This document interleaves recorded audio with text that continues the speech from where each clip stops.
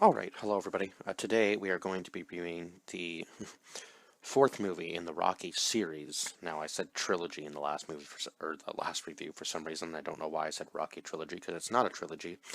There is 6 Rocky movies in total, so I don't really understand why I said that way, but anyway.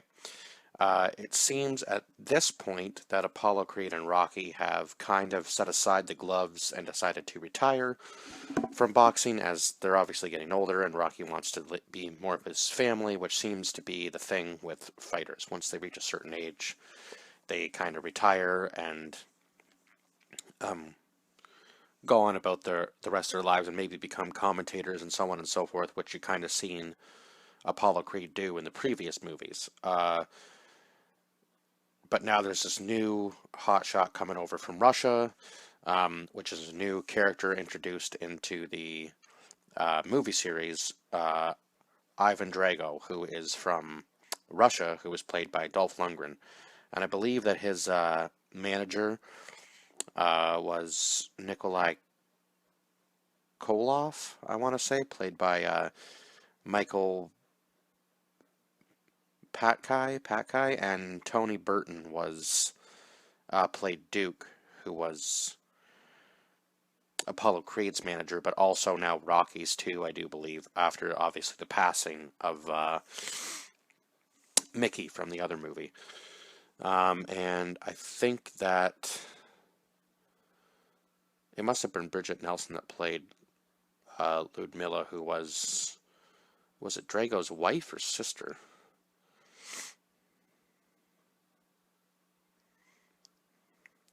Must have been. I can't remember whether it was his wife or his sister. It had to have been his wife. Why am I not remembering that? Let me just look that up. Let me just see here. Well, we should be able to find it. Ivan.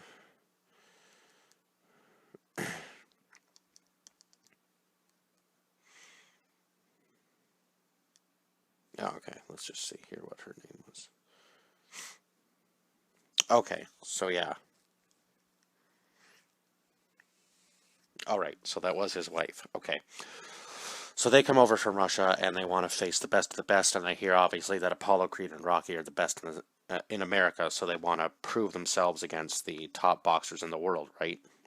So Apollo sees this on TV, them doing this interview saying that Drago is like the strongest guy, and he's obviously had some pretty great success in the amateur ring. He's won some amateur titles and so on and so forth, but now he wants to prove himself as a pro.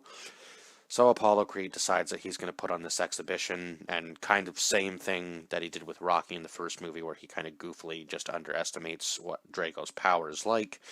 But obviously during an exhibition, you're actually not supposed to like do a whole lot of damage to one another.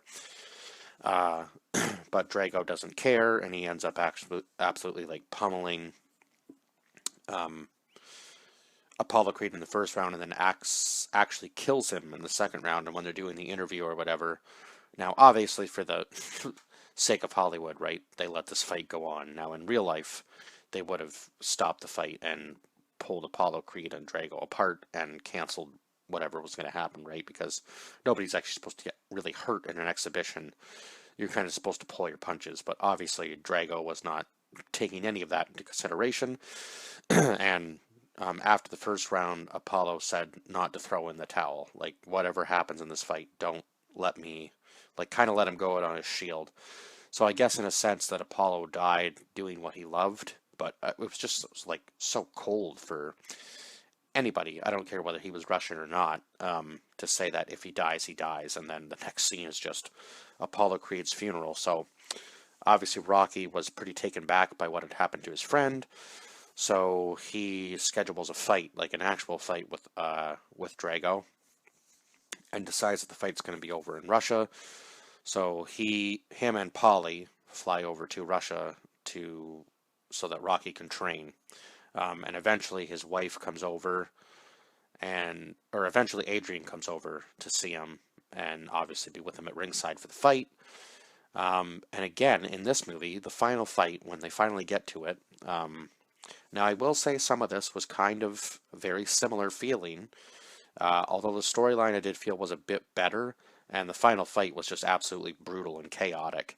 Um, but it did kind of feel like there was a little bit of copy and paste with the long training scene for this new guy, although they had suspicions that they were doing some sort of extra stuff with Drago, obviously, kind of like this experiments or whatever to make him a more powerful human being, and that was kind of shown in the movie. Now, probably they were injecting him with some sort of steroid, or who knows, maybe even something else to make him stronger, because his punches were like 2,000 pounds of force or something ridiculous, and for being in probably like uh, 10 to 12 ounce gloves, that's a pretty impressive punch. Now, I know that obviously nowadays that doesn't seem maybe quite as far fetched because we've seen some pretty powerful punchers like Francis Ngannou and Derek Lewis and um, all those heavyweight guys that really know how to throw their leather around.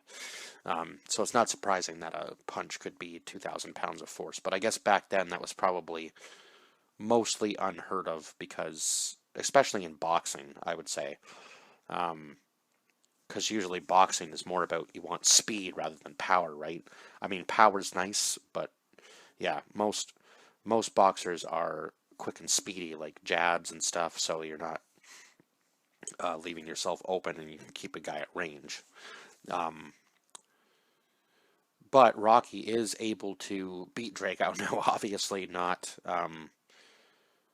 not very easily because Drago's punches are super powerful. But Rocky kind of does the same thing he did with Clubber Lang, where he gets Drago tired and then comes back in the later rounds and is able to actually knock him down and keep him down, which was pretty impressive because obviously we know that Drago was not, yeah, he had some help, right, from some, uh,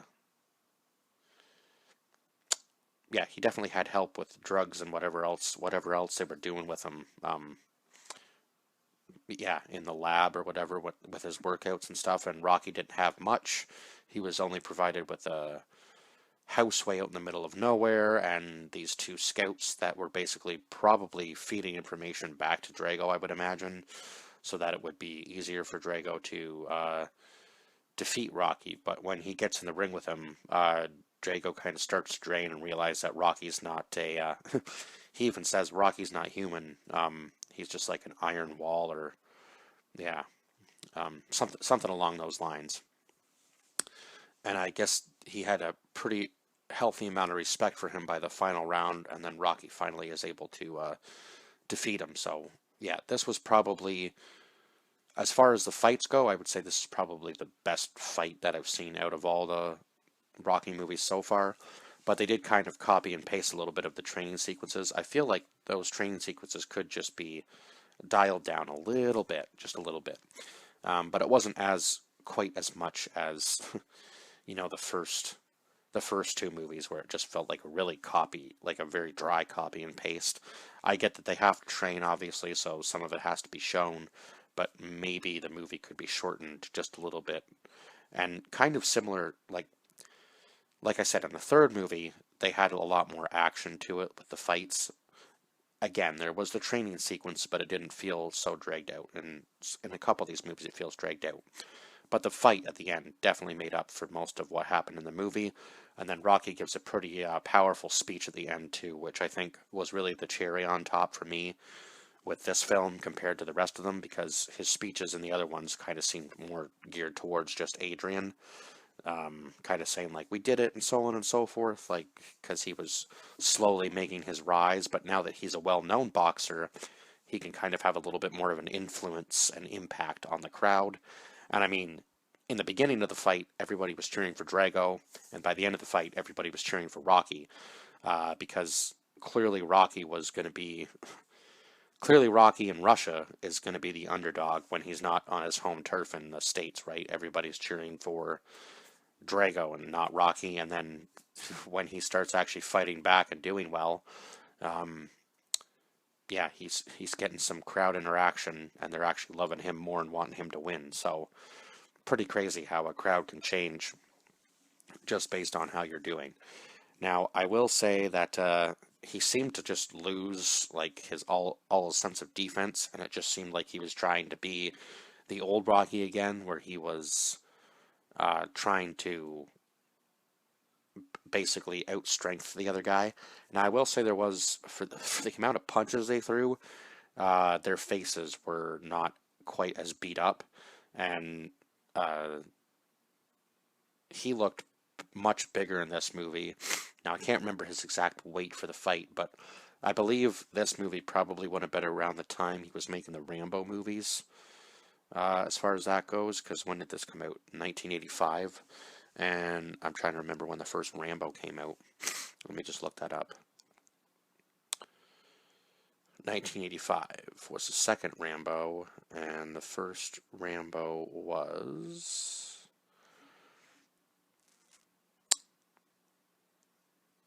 More results. Oh, come on. When was the first? When did the first Rambo movie come out? Oh, I guess it was called First Blood in 1982.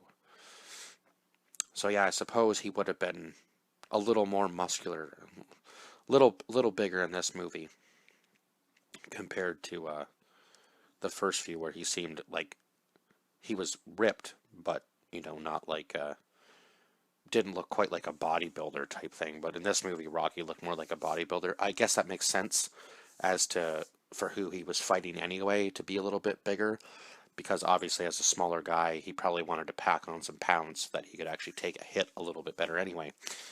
So yeah, this movie was a little bit better, especially with the speech at the end. And what else? What else can I say? This, I think this movie had the best soundtrack so far. That was another thing I wanted to touch on, was the soundtrack. For this was probably the best so far. Obviously, we had the Eye of the Tiger song again, and there was a couple other songs that just really fit well with the scenes.